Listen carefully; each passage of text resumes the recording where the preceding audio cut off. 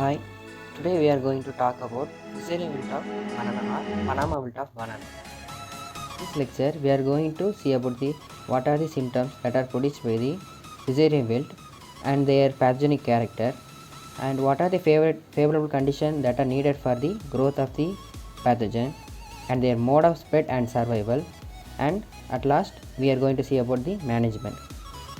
Caesarean wilt or Panama wilt is caused by Fusarium oxysporum pharmaspecialis cubans.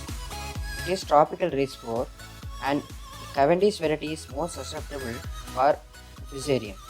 The name Panama came from the place Panama due to the epidemic of Fusarium wilt in 1890s. The symptoms that are produced by the Fusarium wilt are, first of all, yellowing of leaves and chlorosis of foliages. The yellowing develops as a band along the margin and spreads towards the midrib, often confused with potassium deficiency.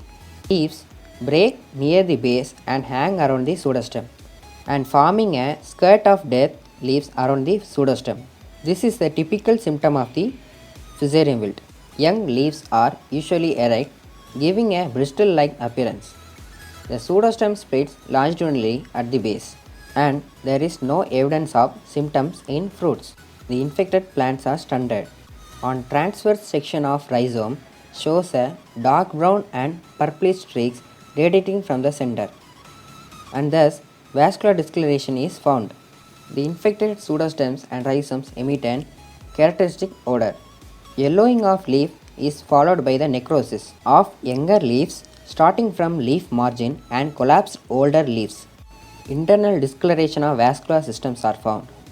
The main difference between the Fusarium wilt and the Mocha wilt is that the Fusarium wilt produces symptoms progress from older to younger leaves, but in Mocha wilt the symptoms usually progress from younger to older leaves. In Fusarium wilt, no symptoms in young growing buds or suckers, but in Mocha wilt, young emerging buds can be distorted and necrotic, eventually drying. In Fusarium wilt, no exudation in exposed surface, but in Mocha wilt, it produces bacterial ooze out on exposed cut surfaces, example roots, pseudostems, rachis, flowers and rhizomes, etc. In Fusarium wilt, no development of symptoms in fruit, but in Mocha wilt, it develops symptoms in fruit like fruit rot and necrosis develops. Fusarium produces three types of spores: Macroconidia, Microconidia and Chlamydospores. Macroconidia is a thin-walled with 3 to 5 septates. Microconidia is usually without septate and can be oval or elliptical to kidney-shaped. Chlamydospores are formed in hyphae or in conidia. Sporodocium is a asexual fruiting body which bears conidiophore, which produces asexual spores or conidia. Mode of spread and survival of the pathogen. Chlamydospores could survive in soil for more than 20 years. In the absence of the live host, the pathogen is able to survive as chlamydospores, and it could survive in the soil. The long distance spread by infected rhizomes or suckers, soil adhering the rhizome, implements and vehicles and irrigation water. In light textured soils, the pathogen survives for longer time than in heavy alkaline soil. The favorable conditions which are needed for the growth of pathogen are waterlogged condition for shorter period also increases the disease development.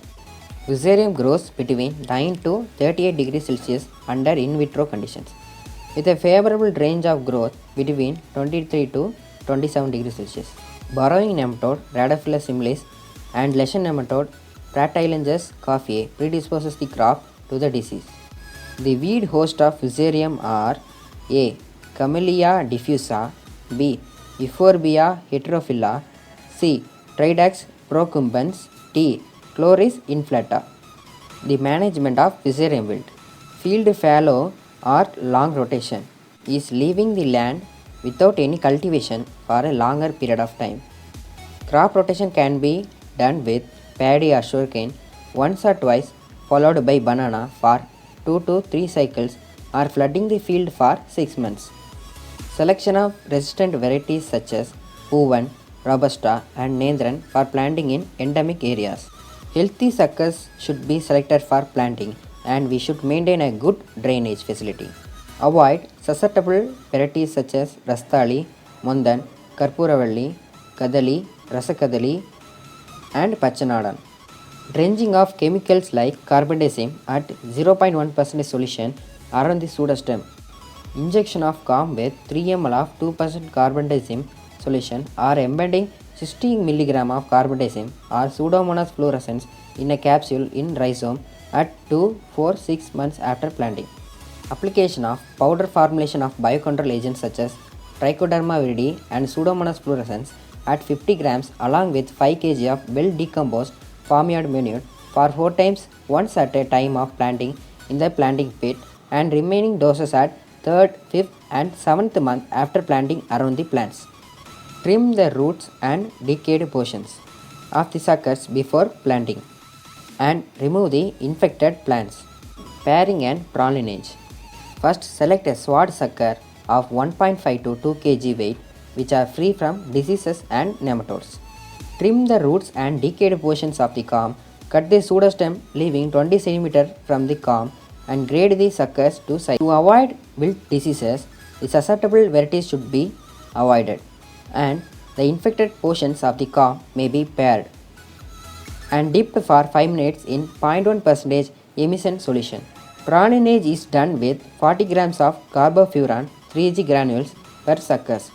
Dip the corm in slurry solution containing 4 parts clay plus 5 parts water and sprinkle carbofuran to control and dip the corm with 0.75% monocrotophos and straight dry it for at least 24 hours and then plant. That's all about the symptoms, pathogenic character and mode of spread and survival of the fusarium wilt and their management. Thank you.